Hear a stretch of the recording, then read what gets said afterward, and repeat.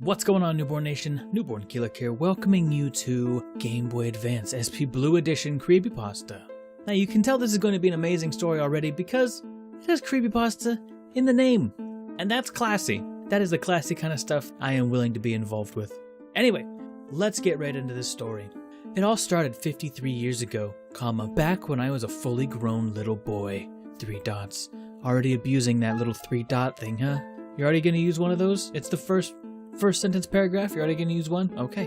One day while I was jumping through the street, I happened upon a large vehicle, which clobbered me violently into a nearby window. I guess that's what happens when you just happen upon a large vehicle. So, good work. After getting my bearings, I looked up to see a young boy with a Game Boy Advance SP Blue Edition in his tiny little hands. It's weird that you mentioned that they were tiny little hands. Oh, I hope I don't have to cut this due to pedophilia. Anywho's it's what I had always dreamed of owning a Game Boy Advance SP Blue Edition, but my family could barely even afford gold. What? But he looked at me with those big, vibrating eyes. His 2 lower teeth quivered in confusion. Mama, he said softly. What? This was my chance. I ran at him, screaming and stomping my feet, scrambling his brain in sheer confusion. I shoved him as hard as I could and grabbed the Game Boy Advance SP Blue Edition. You're a dick, okay? You're just gonna assault this small child and steal his Game Boy? What? Anyway, Arthur ran out the door. I leaped back down the street towards my home. I pulled open the door by its big, smelly handle. Strange choice of adjectives, but let's move forward. And I let myself in quietly. I snuck past my many parents. And shut myself into my room. I'll never be getting out as soon as I shut myself right in here. How many parents do you have? Finally, a Game Boy Advance SP to call my own. Yes, because this is an RPG and there are definitely no consequences for stealing. They won't catch you after that, but anyway. I will have to keep it hidden from my family. I shouldn't ever allow them to know. You know, his 2,000 parents he apparently had to sneak by to get into his room. I took the Game Boy SP in my small, beautiful hands. That's weird. We're gonna keep going, but I don't like this is going down a dark road, okay? Anyway, Arthur proceeded to slide the switch to on mode. I will never forget that wonderful sound it made the first time I turned it on. Fuck the other times it made the exact same sound, but that first time was truly wonderful. The thrill of crime. And that wonderful Nintendo logo splashed my screen in sheer delight. I blew out my candle that I apparently was setting up for a special night with my Game Boy Advance SP. Anyway, I blew out my candle and I pulled my curtain shut tight. Okay, going in a weird direction. I wanted absolutely nothing to get in the way of my first Game Boy Advance SP Blue Edition experience. You know, like those candles, they're always coming to life and burning down houses and just really mucking up your first Game Boy Advance experience. Suddenly, a small man appeared on my screen. Shortly after, the word Mario started flashing behind him. I assumed this man was the man known as Mario, because I live under a rock and am super edgy, have never heard of Mario.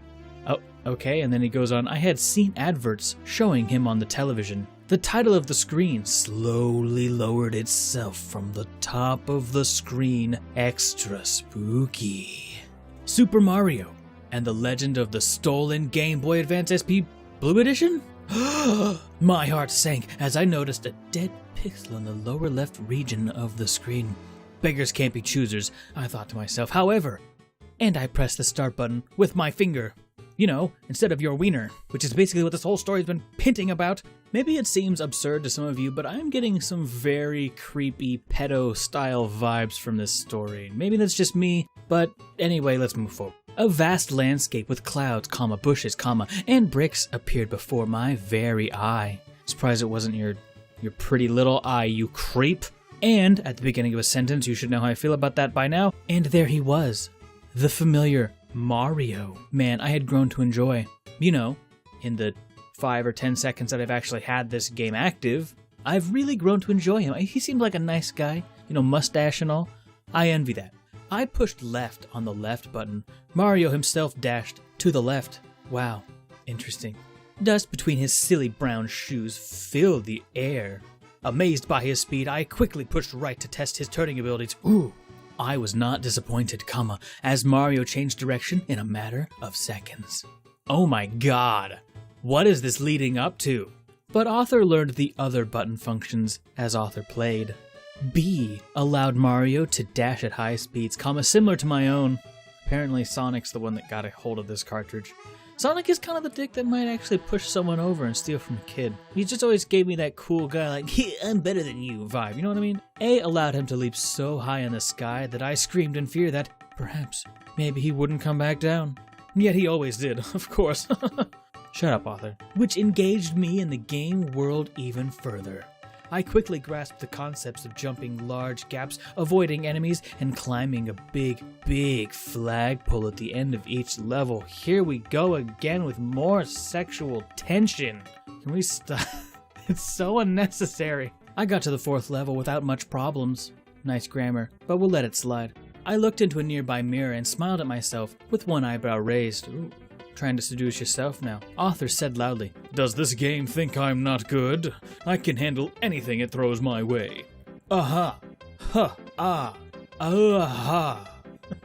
I'm sorry. Suddenly, the screen turned black. And I don't mean just black. I mean so black, the screen looked like a big, deep hole. So it turned black. Okay, that's what the color black is. I said out loud, "Is this a hole I see before me?" And it echoed just like a hole. Wow. Okay. So is that just how you greet every hole, is like, "Hello, are you a hole?" "Yes, I'm a hole. I'm a hole. I'm a hole." Anyway, I wiped a large chunk of sweat from my flopping brow. That's such an uncomfortable sentence. That was weird, I thought, in a big bubble next to my head. Okay. This story's taking a very interesting turn. The level loaded, but this time it took a lot longer. Mario stood in place, so I pushed right. He began running. I noticed the graphics were getting all jumbly. Also, the music was becoming less like the Mario theme. Da da da, da da da da. And more garbled like brada. Okay, well, you know, when you physically assaulted that small boy, you probably broke the speaker. I was nearing the first gap of the stage to jump over. As I drew closer, I readied my sweating pink thumb over the A button. The gap was here. I pushed the button, but Mario didn't jump. He just screamed. Ho! I pushed left as far as I could, and he grounded to a halt right at the edge of the gap. I pushed A frantically and repeated to try and make him jump, but he just screamed and screamed. Ha-ho! The camera zoomed in on my face as I pummeled that A button, trying to make Mario fill that air above his body, comma. But all that filled the air were my friend Mario's screams of fear. I said, "No more!" I pulled the cartridge from my Game Boy Advance SP and threw it out the window. It landed in some mud outside and I laughed. As I closed my window, I turned around and I saw that the cartridge was back in my Game Boy. Mud oozed from its cartridge slot. Because we all know that cartridge has been a dirty boy. I gasped and said to myself, "No, it can't be." The Game Boy turned itself back on. Mario's face appeared with hyper-realistic count 1, okay? Everyone get out your checklists. We have hyper-realistic. But Mario's face appeared with hyper-realistic skin pores and bloody chapped lips. Okay, blood, that's hyper-realistic, and blood, they're close enough. I'm gonna lump them together, so we have 3. We have hyper-realistic blood and hyper-realistic blood because they're so close together. But he spoke softly. "You stole me from my human. Now I, Mario of Nintendo of America Incorporated, curse you forever." I screamed aloud, louder than an eagle of the night. There must be some way to undo this curse. Maybe the answer is stop stealing from children. Just an option. You could do that. I decided, completely arbitrarily and by really no means of actual evidence, that the only way to rid myself of this curse was to beat the game. I ran up to the first gap of the level. I pushed A, and Mario just screamed again, "Ho!" I feel like at this point, he's not really saying Mario sounds like, "Wah-ho!" He's just calling the author out on how he feels about him. That could be.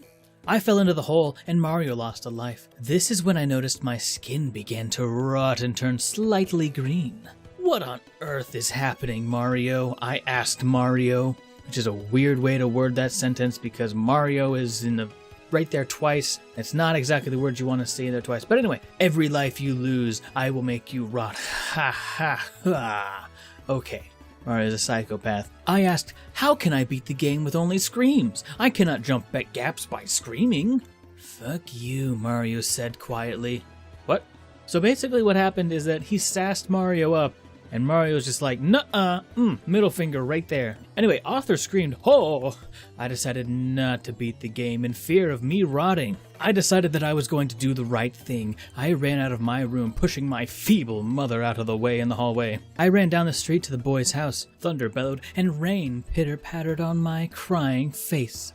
Finally, I reached the house. I leaped up to the boy's window and let myself in. The room was dark. Is this where things get really weird? Do I want to keep reading? Or can I not upload this? Boy, I cried out, boy, are you there? Also, the fact that he knows where this boy lives but not his name is weird and very stalker-like. But I mean, like, not even like a good stalker. Like, a good stalker would at least know their name. Anyway, I turned on the light switch, and as the room lit up, I saw many people dressed in black. They all cried softly. Who the flip are you people? I asked with tears running down my chinny chin chin. We are this boy's family, a woman replied. I was his mother. She pointed into the center of the room, where a small, white coffin was suspended over a hole. My heart sank. Is your boy inside that box? I asked with an eyebrow raised and a finger on my chin. The possible thinking pose? Yes, a crazed person broke into our home, ravaged our son, and stole his childhood by killing him. Whoa. Okay. Everything went slow. I dropped to my knees. I held the Game Boy tightly in my clenched fist. Could this be my fault? I asked myself politely. What? Politely? Why would you ask yourself that politely? It's totally... Wait. This is a rough day for this kid, okay? He got his Game Boy stolen, and murdered. So that happened. Just been a rough day for little Jimmy, huh? Or sorry, boy. His mother walked over to me with a big, fat tear in her eye. She told me, it really means a lot that a stranger would let himself into our home to pay respects to a boy he didn't know. I'm sure you two would have gotten along great. This whole situation is really weird. So he went into a house, and there's a hole dug through the house where they're about to bury this kid that got pushed over, his Game Boy stolen, and murdered in the same day. This is actually going a lot of interesting places. Much better than I thought it was going to be. But let's continue. It's not over yet. But she then pointed to the priest and said, please lower our child into the earth now, through our floor, which isn't weird at all. The priest did just that. He pulled on a lever with a shiny red ball on it. What? Anyway, the coffin started going down. We also had this strange coffin-lowering contraption just installed into our home. It's fine. I shoved the mother from and I sprinted toward the coffin. Is that just what you do to mothers in general in this story, is just shove them? You just like shoving people. You shove everyone that's been in this story so far, except for your 1,000 parents that apparently you have to have a stealth minigame to get by every day. I jumped on that coffin and the ropes snapped. I began falling into the earth with the child inside. I heard the screams from his family echoing above. I pried open the coffin as we fell, and I shoved the Game Boy into his tiny, cold mouth. Free me of this curse, child! I screamed at the top of my 3 dots head. Okay. I noticed that we weren't hitting the bottom, and that the darkness in this hole reminded me of the dark I saw in the Game Boy. Could this be what I saw before? From the darkness, a floating black and white head of Mario appeared. He said to me, in this hole, you shall fall with the dead body of a child. Ha ha! And then he Gaussian blurred away. This story is very self-aware, and I really appreciate that. This is what I get for stealing, I guess. I said as I shrugged, casually. Whatever, it happens sometimes, you know. You steal and then you fall into a bottomless pit with a corpse. Oops. It's a standard happening. It could have happened to anybody. Suddenly, Mario appeared again. He said, wow, it sounds like you learned your lesson. You now be free. Bye. He clicked his mustache. Apparently he has a mouse handy with him as well. But Arthur was sent back to his room. I looked over on my bed, and the Game Boy Advance SP Blue Edition was gone. My mother opened the door, and she said, my son, my beautiful, shoving everyone around the place son, I make you eggs on toast. And she threw it on the bed, and left with a smile on her face. I realized maybe stealing not okay. Me realized maybe caveman as well. Also, I looked into the sky and said, thank you, Mario inside Game Boy. Obviously, the best plot twist here is that Mario was truly the hero of the story. everything would be alright, and the child remained permanently dead. Okay, maybe everything's not alright. His mother could always play his Game Boy Advance SP Blue Edition to remember him by.